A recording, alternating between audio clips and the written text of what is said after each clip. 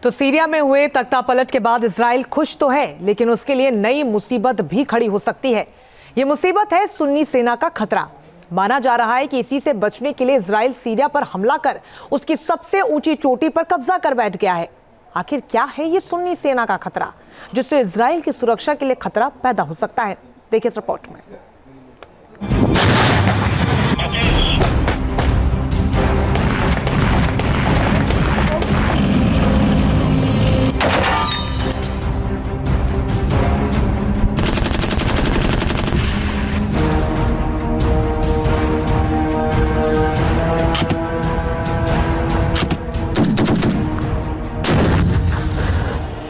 Syria की राजधानी दमिश्क में इस वक्त जश्न का माहौल है। असद परिवार के 54 साल का किला महज 11 दिनों में ढह गया। राष्ट्रपति बशर अल असद मॉस्को भाग गए हैं।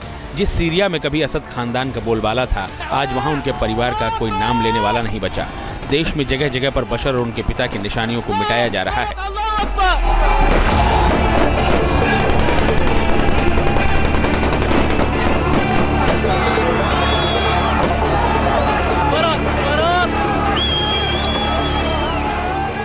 अमेरिका और उसके सहयोगी देश जिस अलकायदा से सालों तक लड़ते रहे, उसी अलकायदा का हिस्सा मानी जाने वाली हयात तहरीर अल शाम यानी HTS का सीरिया की सत्ता पर कब्जा हो चुका है, जिसके चलते मिडिल ईस्ट एक बार फिर से शांति और अशांति के दोराहे पर खड़ा नजर आ रहा है।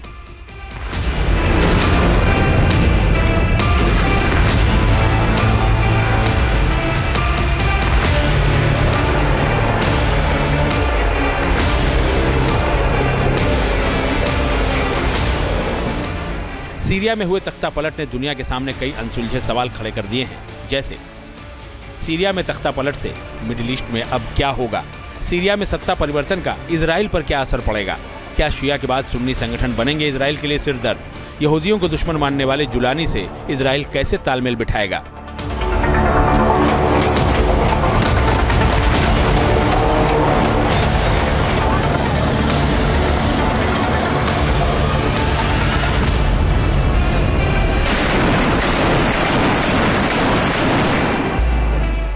बशर के सीरिया छोड़ने के बाद यहां वर्चस्व की लड़ाई शुरू हो चुकी है। अब यहां सुन्नी संगठनों का खतरा बढ़ रहा है, जबकि अभी तक इजराइल के लिए शिया संप्रदाय से जुड़े खतरे ही थे। असद शिया संप्रदाय से ताल्लुक रखते थे। उनका समर्थक ईरान भी शिया बहुल देश है। असद का मददगार और ईरान का प्रॉक्सी हिजबुल्लाह भी शिया गुठी है। यानी इजराइल की मुसीबत की सुई शिया संप्रदाय के इर्द गिर्द ही घूम रही थी, लेकिन अब ये खतरा लगभग दम तोड़ चुका है।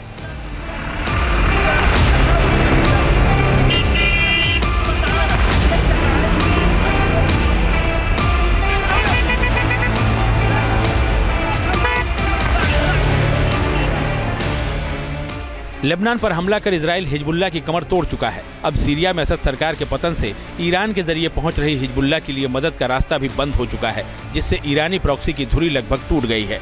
इससे इजराइल बेहद खुश था, लेकिन अब उसके लिए नया खतरा सिर उठा सकता है, और वो सुन्नी संप्रदाय से है, जो अब सीरिया की सत्ता में है, और उसका समर्थक देश तुर्की भी सुन्नी बहुल है।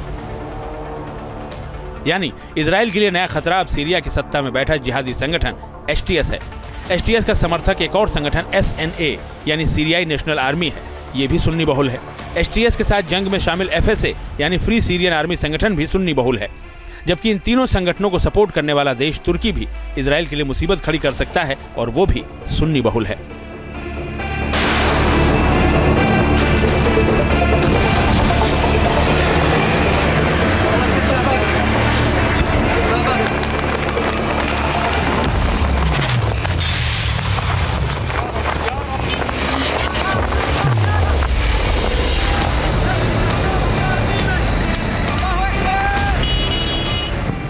इजराइल को डर है कि सीरियाई सेना के हथियार और गोला बारूद HTS के हाथ लगे तो वो बेहद ताकतवर बन सकता है। लिहाजा इजराइल ने अपना भविष्य बचाने के लिए सीरिया के हथियारों को नष्ट करने का अभियान तेज कर दिया है। जानकारी के मुताबिक करीब 80% हथियार नष्ट भी किए जा चुके हैं।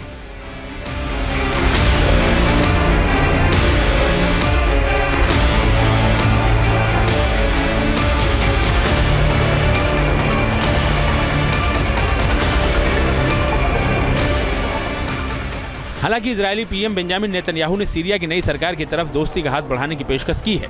नेतन्याहू ने एक संदेश में कहा कि इजराइल सीरिया से अच्छे संबंध चाहता है, लेकिन अगर उनके देश को किसी भी तरह का खतरा पहुंचता है तो वो हमला करने में देर नहीं करेंगे। זה יום היסטורי בתולדות המזרח התיכון. हम सीरिया की नई सरकार के साथ अच्छे रिश्ते चाहते हैं, लेकिन अगर ये सरकार ईरान को फिर से सीरिया में मजबूत होने देती है, ईरानी हथियारों या किसी अन्य हथियार को हिजबुल्लाह तक पहुंचने देती है या हम पर हमला करती है, तो हम जोरदार जवाब देंगे और भारी कीमत वसूलेंगे।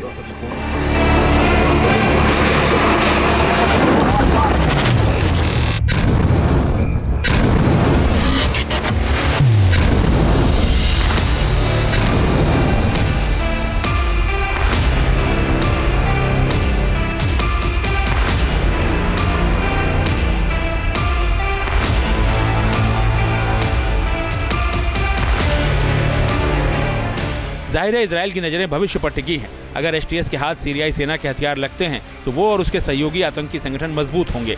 इन संगठनों की मजबूती का मतलब है इजराइल के लिए बड़ा खतरा। अभी फिलहाल ये संगठन सत्ता में हिस्सेदारी को लेकर आपस में उलझे हुए हैं, लेकिन इसकी आंच इजराइल पहुंचनी तय है।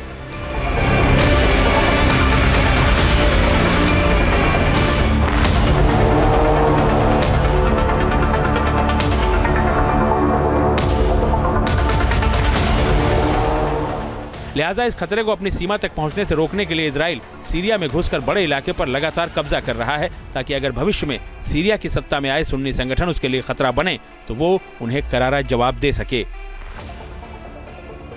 Team news nation.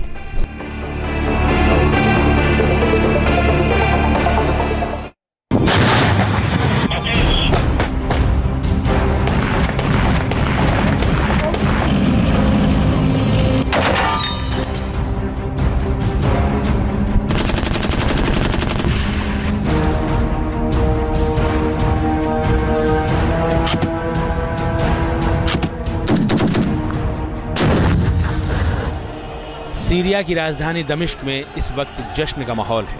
असद परिवार के 54 साल का किला महज 11 दिनों में ढह गया। राष्ट्रपति बशर अल असद मॉस्को भाग गए हैं। जिस सीरिया में कभी असद खानदान का बोलबाला था, आज वहां उनके परिवार का कोई नाम लेने वाला नहीं बचा।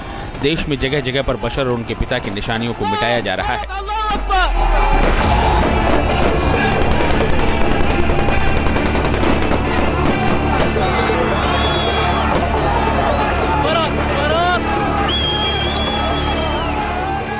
अमेरिका और उसके सहयोगी देश जिस अलकायदा से सालों तक लड़ते रहे, उसी अलकायदा का हिस्सा मानी जाने वाली हयात तहरीर अल शाम यानी एचटीएस का सीरिया की सत्ता पर कब्जा हो चुका है, जिसके चलते मिडिल ईस्ट एक बार फिर से शांति और अशांति के दोराहे पर खड़ा नजर आ रहा है।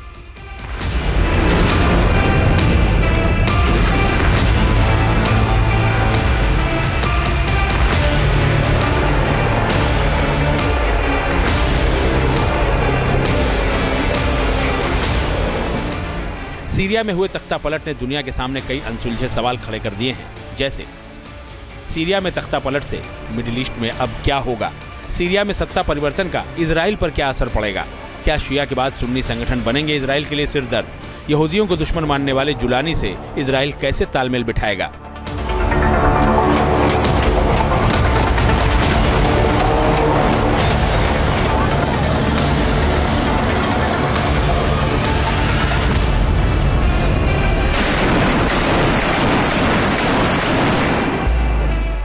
बशर के सीरिया छोड़ने के बाद यहां वर्चस्व की लड़ाई शुरू हो चुकी है। अब यहां सुन्नी संगठनों का खतरा बढ़ रहा है, जबकि अभी तक इजराइल के लिए शिया संप्रदाय से जुड़े खतरे ही थे। असद शिया संप्रदाय से ताल्लुक रखते थे, उनका समर्थक ईरान भी शिया बहुल देश है।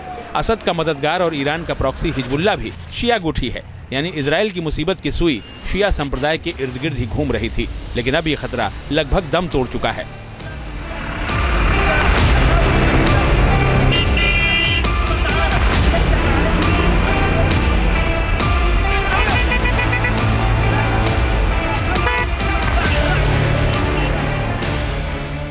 लेबनान पर हमला कर इजराइल हिजबुल्लाह की कमर तोड़ चुका है। अब सीरिया में असद सरकार के पतन से ईरान के जरिए पहुंच रही हिजबुल्लाह के लिए मदद का रास्ता भी बंद हो चुका है, जिससे ईरानी प्रॉक्सी की धुरी लगभग टूट गई है।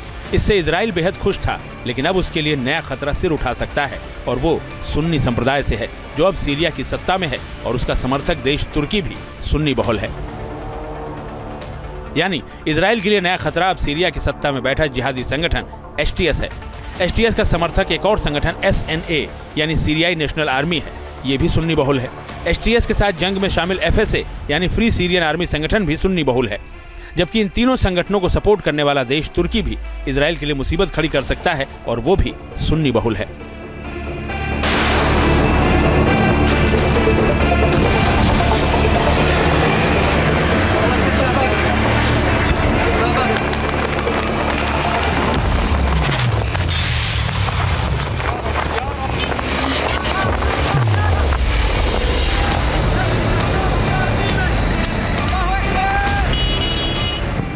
इजराइल को डर है कि सीरियाई सेना के हथियार और गोला बारूद एसटीएस के हाथ लगे तो वो बेहद ताकतवर बन सकता है। लिहाजा इजराइल ने अपना भविष्य बचाने के लिए सीरिया के हथियारों को नष्ट करने का अभियान तेज कर दिया है। जानकारी के मुताबिक करीब 80% हथियार नष्ट भी किए जा चुके हैं।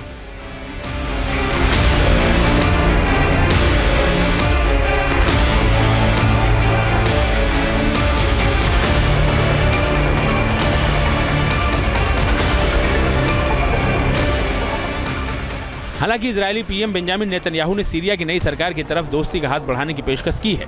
नेतन्याहू ने एक संदेश में कहा कि इजराइल सीरिया से अच्छे संबंध चाहता है, लेकिन अगर उनके देश को किसी भी तरह का खतरा पहुंचता है तो वो हमला करने में देर नहीं करेंगे।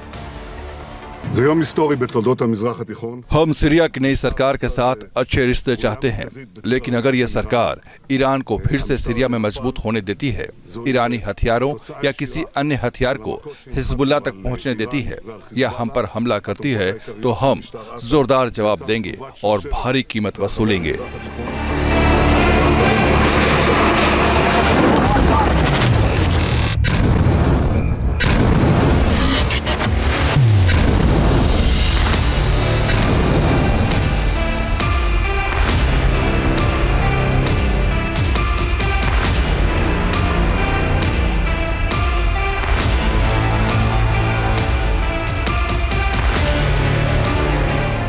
जाहिर है इजराइल की नजरें भविष्य पर टिकी हैं। अगर एसटीएस के हाथ सीरियाई सेना के हथियार लगते हैं तो वो और उसके सहयोगी आतंकी संगठन मजबूत होंगे। इन संगठनों की मजबूती का मतलब है इजराइल के लिए बड़ा खतरा। अभी फिलहाल ये संगठन सत्ता में हिस्सेदारी को लेकर आपस में उलझे हुए हैं, लेकिन इसकी आंच इजराइल पहुंचनी तय है।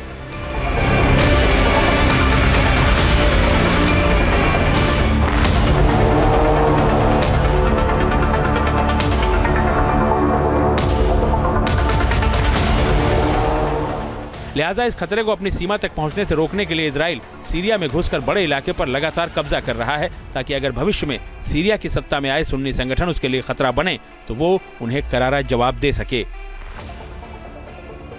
Team news nation.